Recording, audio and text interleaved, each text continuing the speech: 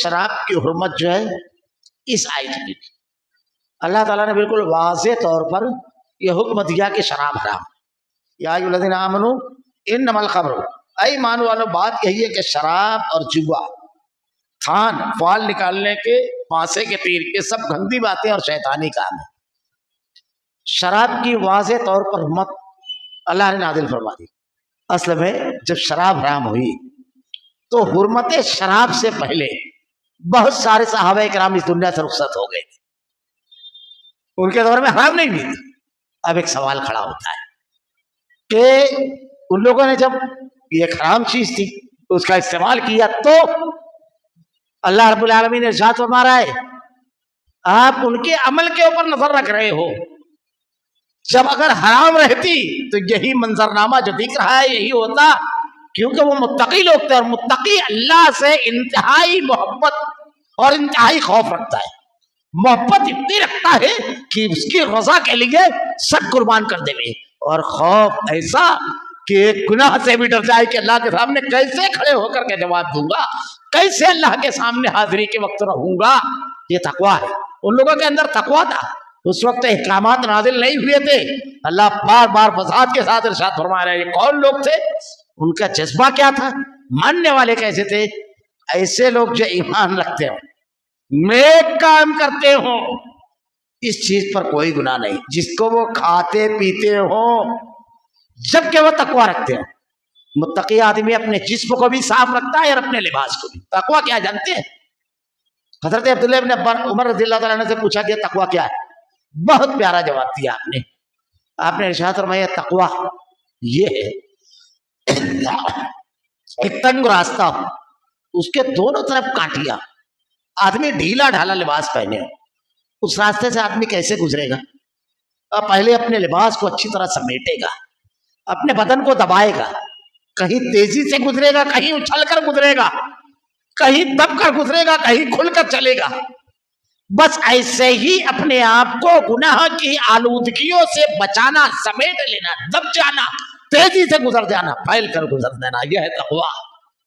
گناہ سے، برائی سے. یہ تو اس وقت تو اللہ کی جتنی ممانعتیں تھی سب سے رکے ہوئے تھے، اور جتنے احکامات تھے جس پر کوئی واضح حکم نہیں آیا تو اس پر عمل تھا. دوسری چیز جوا، جس کو حرام قرار دیا. یہ دیکھیے اس کا تعلق جسم سے بھی ہے، سماج اور معاشرے سے بھی ہے. اور آگے کی جو چیزیں اس کا تعلق عقیدے اور منہج سے، اور اس کے نقصانات کیا ہوتے ہیں. دوسری چیز جوا. جوے کی جتنی بھی قسمیں ہیں شریعت میں سب نے حرام قرار دی ہے. جوا کھیلنا، جوا کھلوانا، یہ سب حرام ہے.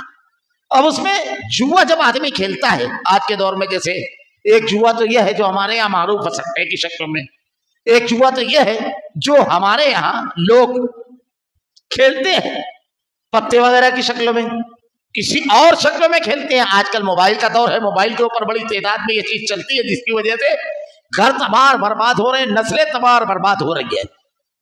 اس کی وجہ سے جسمانی نقصان جیسے شراب سے ہے اور سماجی نقصان ہے، ویسے جوئے سے بھی ہے مالی نقصان، سماجی اور خاندانی نقصان، سب کے سب ہے. اللہ تعالیٰ نے بالکل واضح طور پر ارشاد فرمایا سب کے سب حرام ہے. اب اسی کی ایک شکل اور تھان، آستانے جو ہوتے ہیں جن پر چڑھاوے چڑھائے جاتے ہیں، تھان، اللہ تعالیٰ نے اس کو بھی حرام قرار دیا. یہ پھر اس کے بعد پانسے کے تیر. یہ پانسے کی تیر کیا ہے؟ یہ بھی جوئے کی ایک شکل ہے. جیسے ہمارے یہاں آج کے دور میں یہ شکلوں بڑی عجیب چیز ہے، نافذ ہے. پانسے کی تیر مشرکین مکہ کا معاملہ یہ تھا کہ 10 لوگ مل کر کے ایک اونٹ ذبح کرتے، 10 کا حصہ ہوتا، لیکن اس کی تقسیم انصاف کا تقاضا یہ تھا کہ برابر برابر ہو. لیکن وہ کیا کرتے تھے؟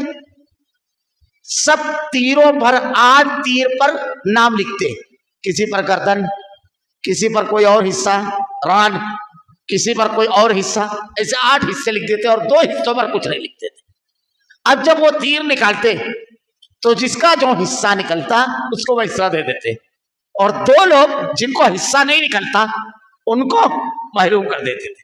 جیسے آج ہمارے یہاں قرآن اندازی کا ہے نا، یہ بھی جادو کی ہے، یہ بھی اسی کے پانسے کی ایک شکل ہے، یہ بھی جوا ہے. ہمارے یہاں جیسے اسکین کے نام پر نکالتے ہیں کہ آپ اگر ایک چیز خریدو گے تو اس کی اصل قیمت تو آپ دے دو گے.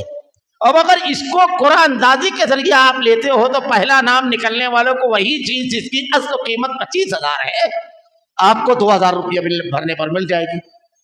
اور بقیہ لوگوں کو وہ چیز جن کا قرآن اندازی میں نام نہیں آئے گا، ویسے ہی مشرکین مکہ کا طریقہ، وہاں کچھ نہیں ملتا تھا، یہاں بھی کچھ نہیں ملے گا اس کو، جو اس کی چیز ہے بس وہ اتنا مل جائے گا. اب اس میں حد تو یہ ہو گئی ہے کہ اب عمرے تک کا ہی آ رہا ہے.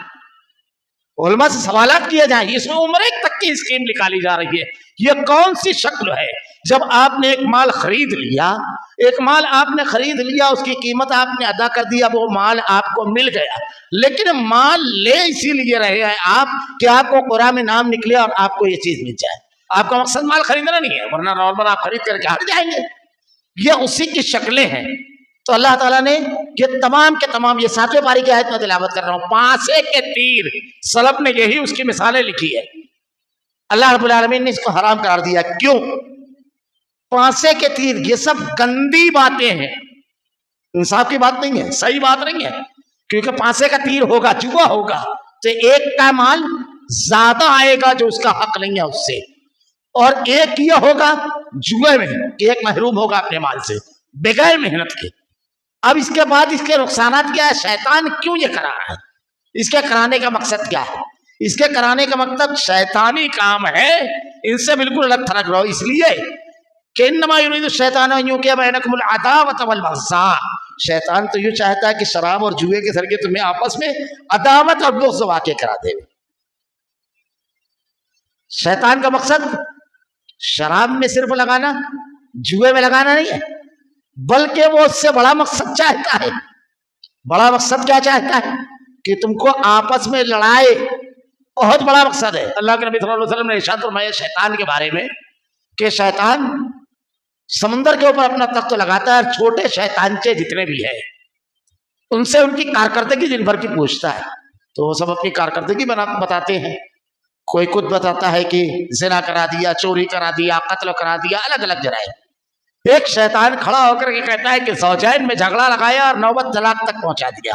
بس اٹھ کر کلے ملتا ہے. یہ ہے کارنامہ، یہ ہے کام. اللہ رب العالمین نے اس کا مقصد یہاں بھی بیان کیا. اس کا مقصد ہے آپس میں جھگڑا لگا دینا، اور اس کے لیے وہ استعمال کرتا ہے شراب کو. شراب اس کا ٹارگیٹ نہیں ہے، ٹارگیٹ اس کا جھگڑا ہے. شراب تو ذریعہ ہے. جب ایک آدمی نشے میں ہوتا ہے تو اس کو ہوش نہیں ہوتا ہے کس کو گالی بک رہا ہے، کس سے الجھ رہا ہے، کس کی عزت سے کھیل رہا ہے، کس کو قتل کر رہا ہے، کیا جرم کر رہا ہے. ایک بڑے فساد کا آغاز کرتا ہے جوا. جب آدمی جیت جاتا ہے تو ہارنے والا جو ہوتا ہے اس کے اندر بغض اور انات پیدا ہوتا ہے. تو اس کی وجہ سے جھگڑا اور فساد یہ تمام اعمال سے کرواتا ہے.